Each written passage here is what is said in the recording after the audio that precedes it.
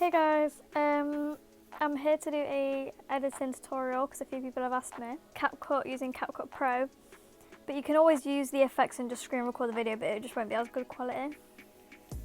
So with the format I use this one. Yeah, so this one I use, yeah. This is a photo and there's a video version which I'll do of Nick's scene pack, which I found on YouTube, don't remember. But if you search up, I don't remember the person that did it, sorry. But if you search up Nick's Studio scene pack, you'll probably find this one.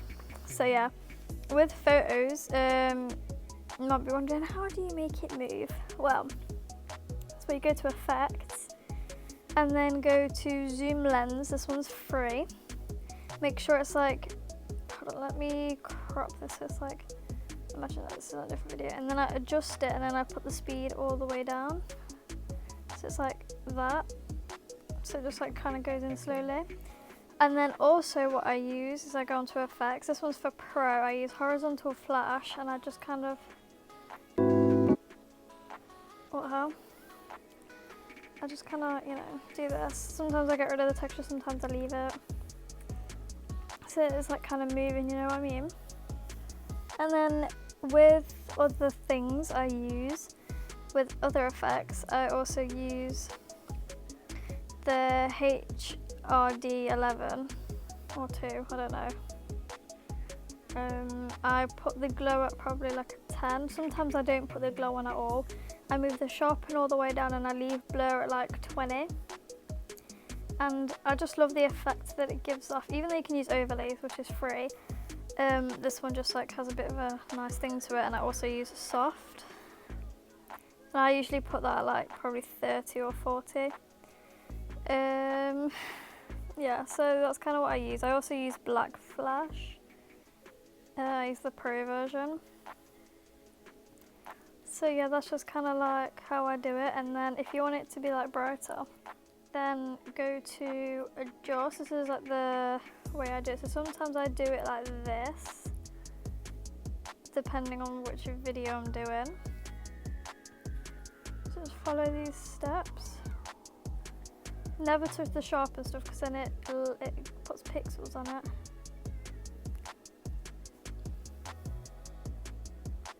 So I either do that, but this photo looks quite dark, so I'll probably put it at a 5. Just because it looks nice and bright. And then with filters, I use the Yandere one, put it at like a 50, sometimes less depending on the photo. And I use weird, which I also put about 50 or 40, probably 40 on this one. And then sometimes I use salt as well, and put that at like a 30. The ones in my favourites are the ones I use the most. I don't usually use these ones, but I use that. Clear is also a good one. I feel like you can also use this. Put that probably 60.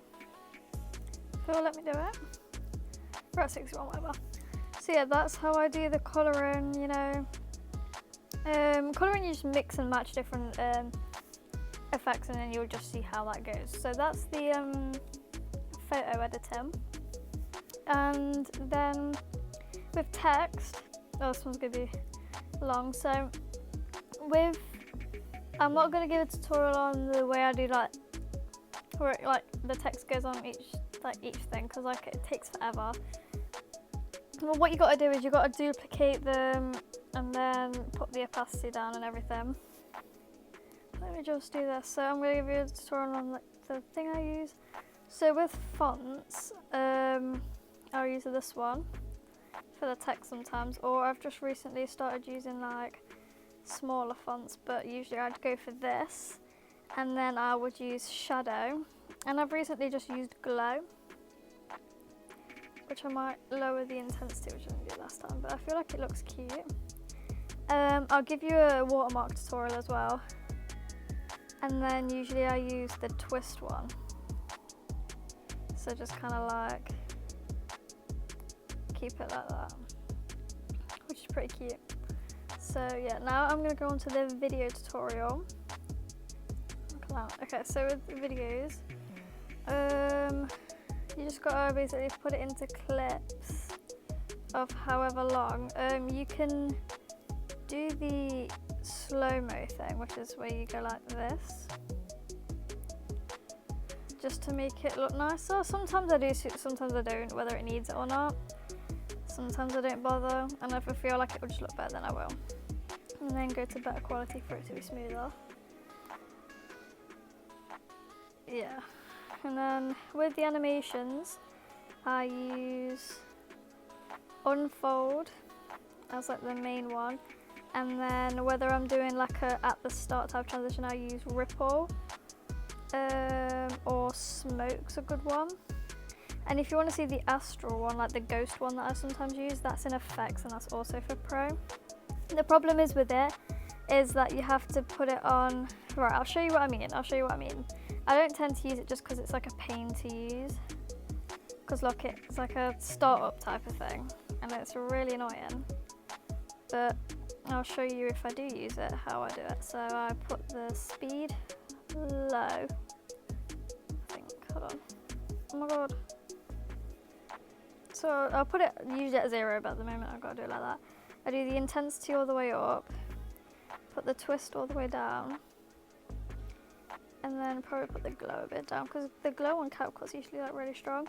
And then I duplicate it to make it look more, but the problem is you have to have like that little start up thing. And then some, wait, should I put the intensity down just because it might? I don't know. Wait, what does the intensity do? It looks the same. Oh, probably because I've got both of them. Hold on, let me see what it will look like.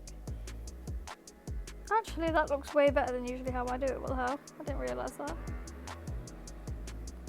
But anyway, I don't know. But that's how I do that bit. I usually duplicate it like a few times for it to be a bit more like working, you know what I mean? Hold on, let me make this clip longer so then I can show you properly. Let's see how long it will be. That looks really good actually, to be fair.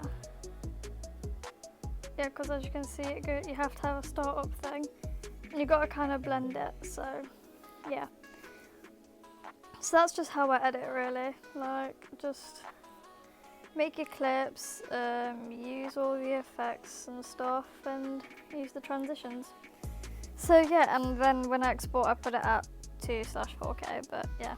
Oh yeah, let me do my thumbnail tutorial. So let me just do let me do stone yellow. So this is how I make it. So I put the, I don't use shadow or glow on it. Sorry if I'm saying my lord, I just don't really know what to say.